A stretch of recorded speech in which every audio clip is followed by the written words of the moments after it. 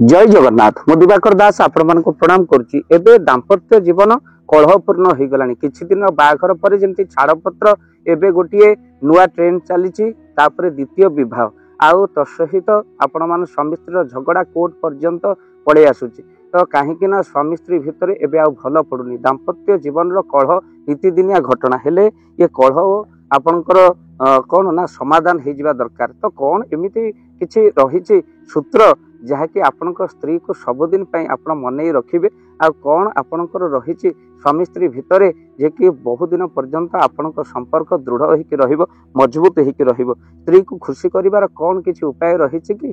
तो आज ये वीडियो को शेष पर्यंत आप देखिले जानीपारे स्त्री को खुशी करिवार कौन रही उपाय। स्वामी माने कौन करेंगे। प्रथमतः स्वामी माने केबे भी निज स्त्री आगरे शाशु शशुर निंदा बा स्त्री बापा मार निंदा केबे भी करंतु नाही। सबले प्रशंसा करने को आपण पछांतु नाही जहाँ स्त्री को अतिशय खुशी दे। आउ भूल रे मध्य केबे भी तुम स्त्री कौन ना चरित्र संहार केबे करंतु नाही। चरित्र को लेकिन केबे भी कहतु ना जहाँ ता मन में बहु कष्ट आनी दिए आ परवर्ती समय यही कथा को ही से धरी रखि था बारंबार ही भागुए प्रति दिन किछि आपण भल भल जिनस स्त्री आपड़ जदि बाहर को जाऊँच नहीं कि आसतु जहाँ स्त्री मन में अत्यधिक खुशी प्रदान करें।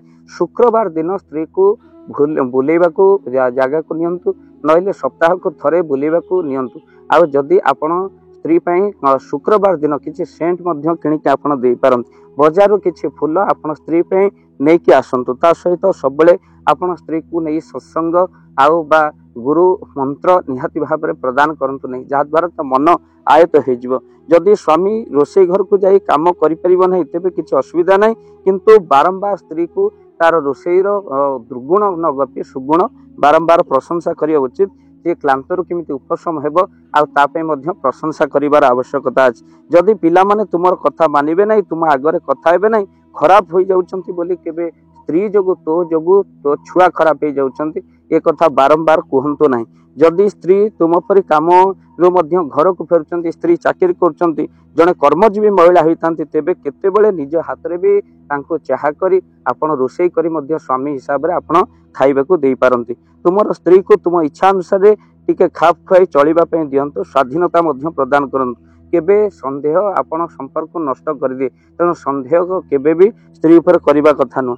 तुम जी जोग तुम स्त्री को सबले घरे सीमित रख ना केतेबेले तार बंधु मान सहित बाप घर मान सहित स्त्री रे कथा हेबाकु दियंतु। आ स्त्री माने एते बाप घर कथा परिचालित होंतु नहीं जेमिति निज घर भांगी जीव। आउ जदि तुम चाहू तुम स्त्री को तुमको भगवान करी पूजा करंतु तेबे सबुठार गुरुत्वपूर्ण कथा होची ताकू केबे भी दुनिया सामने अपमान करंतु नहीं। अन्य सामने केबे निज स्त्री रो दुर्गुण आपण गपंतु नहीं। छोट छोट कथार जत्न नेबा द्वारा स्वामी घर छोट छोट झगड़ा सबुदिन मुक्ति पाई परिबो। आउ स्त्री को सबले तुम्हें प्रशंसा कर आउ तत्सहित कुह तुम्हें आग भली बहुत सुंदर देखा जाउची। ए गोटे बड़ मंत्र आपण माने मन रखि थांतु।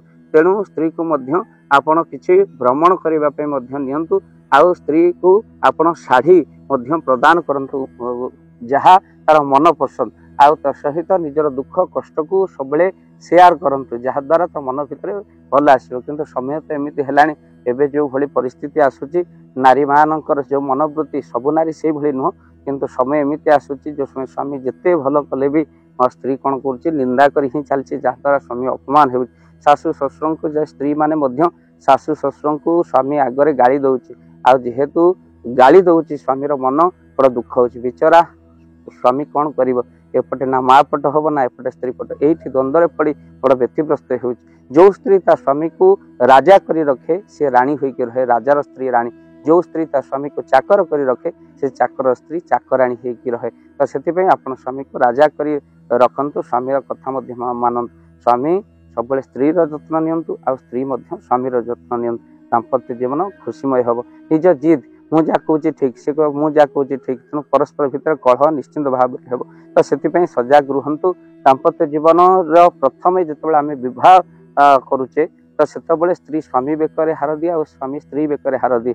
जदि परस्पर जिद रे अटल नहीं हार कहले हारिबा शिखिजे जे मोर जिते जहाँ भूल होती मुझे तुम पाखे मुंड नुआऊँगी मोर भूल होता पारे निज भूल को निजे स्वीकार करने आउ दाम्पत्य जीवन में झगड़ा हुए कहीं स्वामी स्त्री जीवन गोटे हल चपल भली गोटे पट हजिगले आउ गोटे पट मूल्यहीन हो जाए से भिडियो को निहाती भाव में शेयर करेंगे हे तो किसी स्वामी मैंने जो मैंने स्त्री को आड़े दौर असम्मान करूँ बुझार आवश्यकता अच्छी कहीं आप बयस बढ़ीगला आप जहाँ भी कहते बापा माँ चली जाइए बुढ़ापी बुढ़ी ना बुढ़ी बुढ़ा बुढ़ार कष्ट हेल्ले बुढ़ी बुझे बुढ़ीर कष्ट हेल्ले आज्ञा बुढ़ा बुझे कहीं यही हूँ दाम्पत्य जीवन वीडियो को निहाती भाव में शेयर करवा चैनल जदि नुआ चैनल को सब्सक्राइब कर दिखाँ एमती सुंदर सुंदर कथा शुणा जय जगन्नाथ जय पंचसखा।